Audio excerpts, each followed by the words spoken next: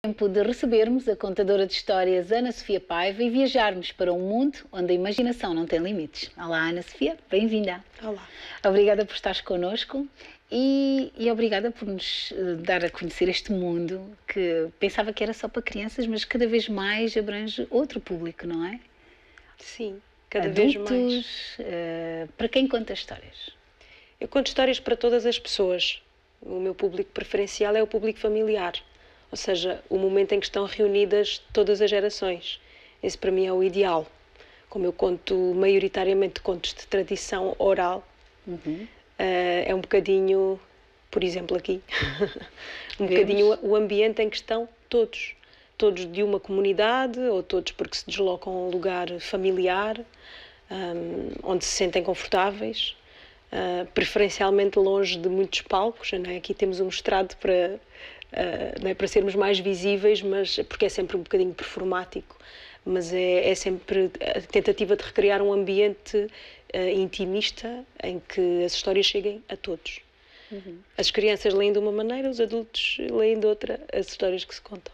Mas disseste, também és investigadora de tradição oral. Estas histórias que contas são histórias que tens estado a recolher um pouco por todos os sítios onde vais? Sim, fui treinando a minha capacidade de escuta. E todo o repertório que eu conto é repertório que eu fui recolhendo, direta ou indiretamente, porque também trabalho como transcritora, bastante, ou seja, recebo as recolhas que são feitas e faço transcrição, portanto ouço muito das recolhas dos outros e portanto vou criando um repertório grande de escuta, principalmente em Portugal, sim, principalmente em Portugal, mas onde quer que vá, aproveito sempre para conhecer alguém de algum lugar que me possa contar histórias do sítio, do contexto. Mas que histórias são? É um folclore? São histórias? Contos? Que Sim, tipo de história? são contos. Contos de tradição oral, portanto, contos que alguns deles já foram reescritos por autores em coletâneas, ou às vezes temos coletâneas só com as próprias recolhas das pessoas nas vilas, nas aldeias, nas cidades. E quando nós contamos sempre depois à nossa maneira, dentro de um contexto que é o atual, não é? Mas são histórias que já se conhecem, ou há sempre novas histórias para contar? As histórias estão sempre a ser recriadas. Tudo o que é tradicional hoje já foi em algum momento revolucionário. Portanto, a tradição é uma coisa que se está a fazer todos os dias. A partir do momento que eu pego numa história que eu vi a avó de alguém e a conto hoje, eu tenho de a fazer funcionar no agora, não é? Com as referências que as pessoas têm agora. Portanto, já estou a mexer na tradição.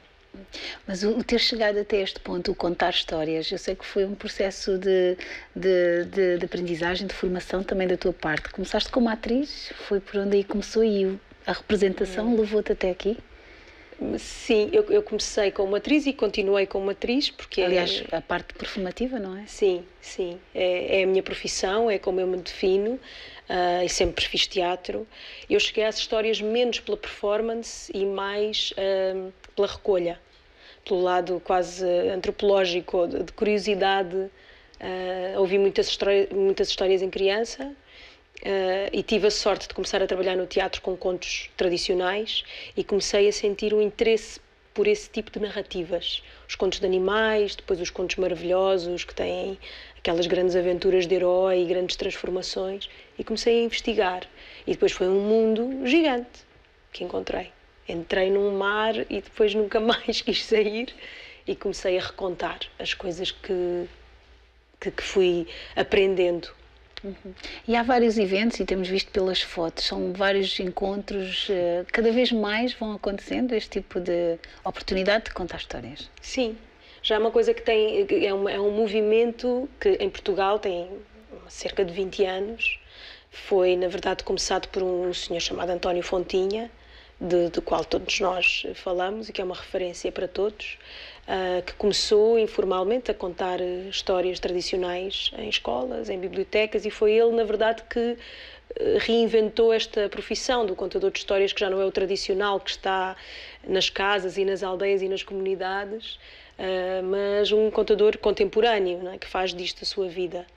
e começou a criar o interesse nas escolas e nas bibliotecas muito, para as comunidades educativas, e agora é um movimento que está espalhado cada vez mais. Há encontros, há festivais, há vontade de integrar os contadores de histórias em festivais de música, em festivais que já podem não ter diretamente a ver com a palavra dita, falada.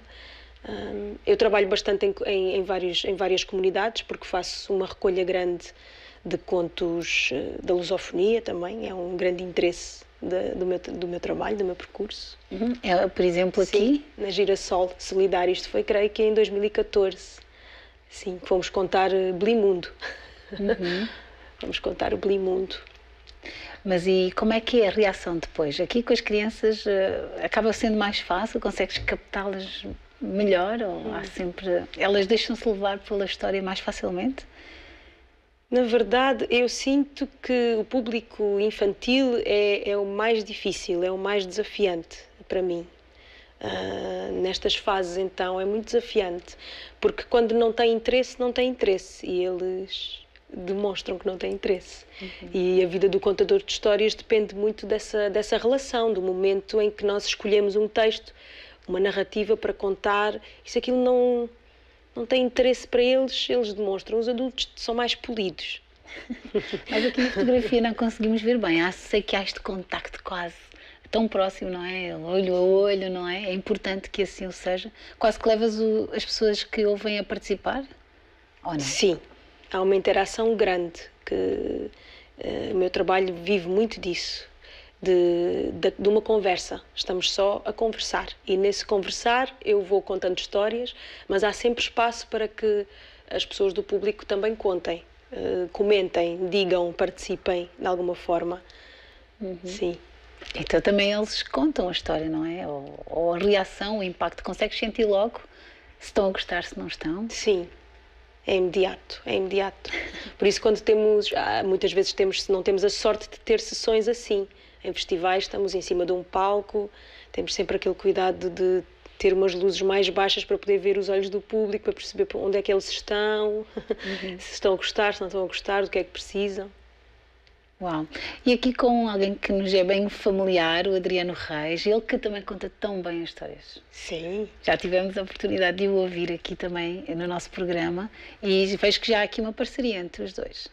Sim, esta parceria é recente e assim, como um vulcão. Foi uma coisa que aconteceu. O Adriano veio contar à Contaria, que é um espaço na Moraria onde eu estou a fazer um projeto de contar histórias uma vez por mês. Acontece à última quarta-feira de cada mês, às 19 horas, que é para o público familiar.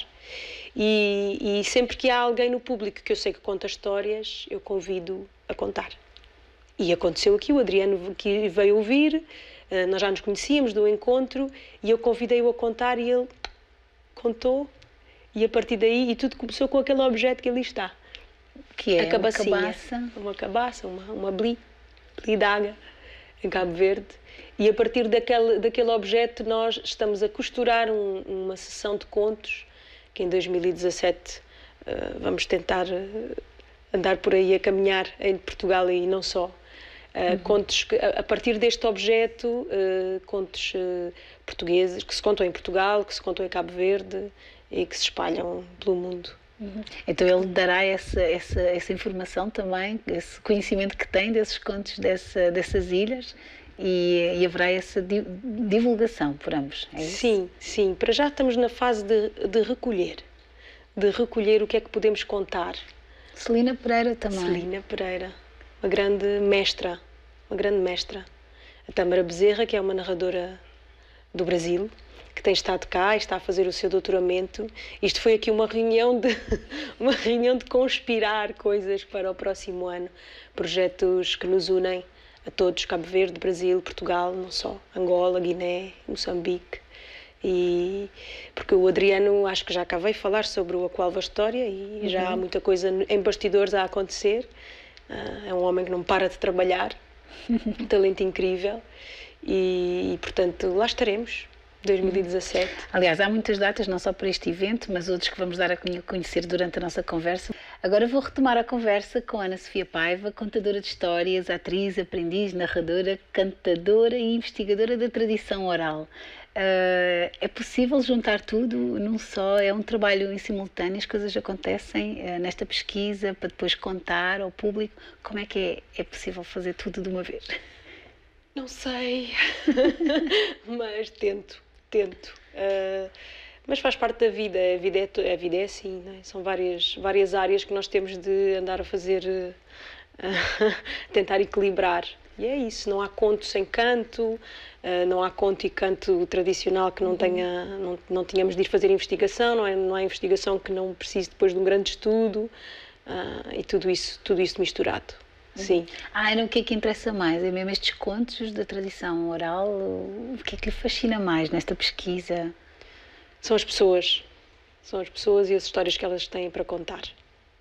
E interessa muito a narrativa tradicional quando ela está profundamente enraizada na geografia emocional das pessoas que contam. E, portanto, o que me interessa são os encontros com as pessoas e aquilo que elas têm para transmitir. E que já trazem de trás e que vão maturando para nos contar alguma coisa de muito importante para os dias de hoje, para agora. É isso, porque no fundo há sempre algo a contar, algo que nos vai fazer mudar de comportamento, pensar, refletir. Há sempre um objetivo nestas histórias que ouvimos. Às vezes é só... Tem uma mensagem. Sim, sim, tem uma mensagem, mas é bastante... A questão de nós conseguirmos ver-nos de outra maneira, vermos o mundo com outros olhos e vermos as nossas capacidades a aumentarem. Dizer, não, eu também consigo fazer isto. E às vezes é só contar histórias, olha, como diz a Cristina Tacklin, uma outra grande contadora de histórias, que diz, contar histórias é dar colo. E às vezes é só isso, é só o contar para estarmos todos, e faltam momentos de estar. Por isso é que talvez agora, hoje em dia, tenhamos mais oportunidades e os programadores estejam mais atentos a esta atividade, porque de facto as pessoas estão carentes de momentos de pausa em família, só para ouvir e contar. Eu sei que vai acontecer algo inédito no Beleza, um espaço que é bem emblemático e bem conhecido aqui também do nosso público, porque para além de, aliás, sempre ouvimos falar de espetáculos, concertos, mas agora vai haver um momento para se contar histórias também neste espaço, não é? O Beleza é uma grande casa, eu adoro o Beleza, vou muitas vezes, agora já não vou tanto como eu gostaria, já vi muitos concertos e surgiu esta oportunidade que já está a ser construída há bastante tempo, com a Madalena e com a Sofia, na verdade, um desejo de que se pudesse dedicar uma noite à palavra de África, lida aos São poetas, histórias de África? Histórias de África, tanto de autor como tradicionais. Vamos ser alguns em palco, alguns convidados, ainda está tudo assim muito no segredo dos deuses, mas será agora no mês de dezembro. É agora em dezembro. Temos que estar atentos a essa é pertinho do Natal. Um bom presente de Natal. É um bom antes do Natal. Mas também importa referir esta que é o último número da revista Gerador. Sim, e aqui número. De alguma forma se dá a conhecer e a destacar o trabalho que a Ana Sofia tem estado a fazer um pouco nesta área.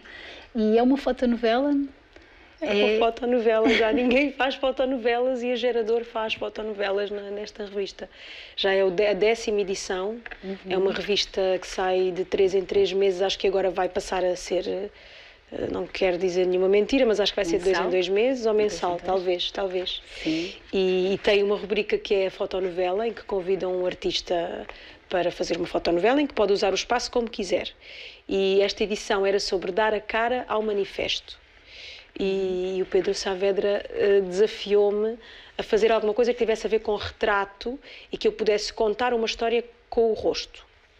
Só que o rosto, pensei logo na Estelle Valente, que é a fotógrafa com quem trabalhei e que eu admiro imenso, é uma artista incrível, agora é fotógrafa do São Luís e fotografa alguns artistas, e desafiei-a, e em vez de estar a contar uma história, quis fazer uma fotonovela em que eu contasse a história do meu processo interior como contadora de histórias. Desde o momento em que a história entra pelo ouvido até ao momento em que ela Vê-se sai. estes balões, não é? Em que ela sai pela boca. Sim. Uau. Como diz a Ana Paula Tavares, como um pássaro que sai da garganta. Uau, Sim. e poderoso. Com força. Sim, deu uma grande oportunidade, não é? de mostrar desta forma tão visual e com uma fotógrafa que é incrível e que conseguiu dar essa poesia e essa força Uau. ao trabalho da narração. Mas falávamos de histórias e não posso deixar de perguntar, até porque vejo ali um título da Paulina Chiziane, Niquetes em particular. Sim. Uau, é uma das histórias Sim. que conta. É uma das autoras que eu mais amo. Sou apaixonada pela Paulina, mas por acaso eu trouxe para oferecer à Cláudia, que é oferecer... Sim. Oferecer a história, aliás, ao nosso público. Porque, mas a Cláudia é moçambicana. Não, mas eu já li, eu tenho, aliás. Não venho oferecer o livro, venho oferecer uma pequena leitura do livro. Não, essa interpretação do Niquetes que eu estou curiosa, porque é uma história bem forte. Uma história de poligamia, sim. Uhum. A Paulina fala muito sobre as mulheres, mas eu trago para ler uma coisa mais próxima daquilo que é o que eu faço, que é o conto de tradição oral. Sim. E que está no Alegre Canto da Perdiz, e trago porque tem relação com uma história da poligamia e com estas mulheres. Posso oferecer? Sim, com muito gosto. Teremos muito gosto em ouvir. Então diz assim: no princípio do mundo, homens e mulheres viviam em mundos separados. As mulheres usavam tecnologias avançadas, até tinham barcos de pesca. Dominavam os mistérios da natureza e tudo. Eram tão puras, mais puras que as crianças numa creche. Eram poderosas. Dominavam o fogo e a trovoada. Tinham já descoberto o fogo. Os homens ainda eram selvagens. Comiam carne crua, alimentavam-se de raízes. Eram canibais e infelizes. Um dia, um homem jovem tentou atravessar o rio Licungo para saber o que havia. Ia afogar-se quando aparece uma linda jovem, sua salvadora, que meteu o homem no seu barco. Como houvesse frio, a jovem tentou reanimar o moribundo com o calor do seu corpo. O homem olhou para o corpo dela completamente aberto. Um antúrio vermelho com rebordos de barro. Ali residia o templo maravilhoso, onde se escondiam todos os mistérios da criação. E depois... Viveram felizes para sempre? Paulina diz: depois os homens invadiram o nosso mundo, roubaram-nos o fogo e o milho e colocaram-nos num lugar de submissão. Enganaram-nos com aquela linguagem de amor e de paixão, mas usurparam o poder que era nosso. Ora bem. Muito poderoso, é verdade.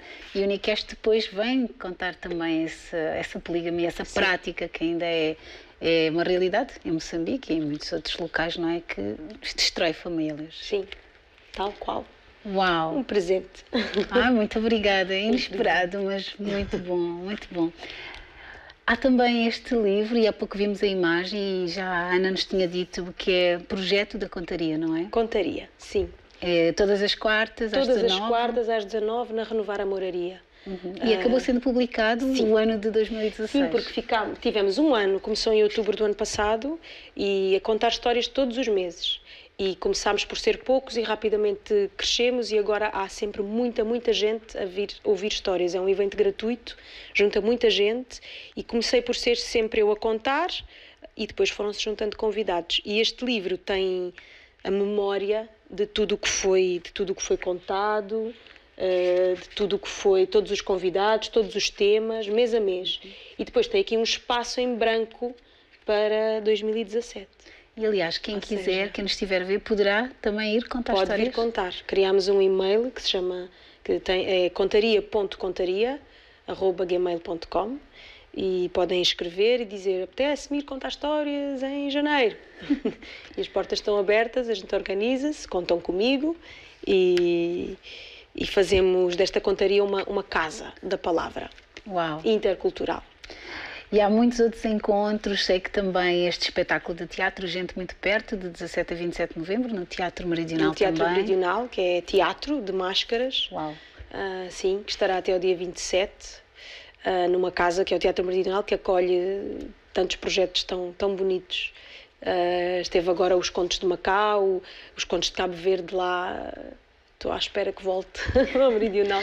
Mas não posso deixar terminar a entrevista sem falar também dos Contos do Mundo, que é no Festival de Música do Mundo, Sons em Trânsito. Sim, a Sons em Trânsito, que faz este Festival de Músicas do Mundo, vai fazer agora em novembro, este mês, e no dia 26, num cartaz imenso, com gente de Guiné, de Angola, do Brasil, eu vou estar no Teatro Aveirense a contar contos do mundo para as famílias, no dia 26 de manhã. E espero que corra tudo bem. Obrigada, Ana, por teres vindo. Obrigada por partilhares connosco o teu talento. Muito obrigada pelo convite. E até breve. Obrigada. Obrigada. O Bem-vindo chega ao fim, mas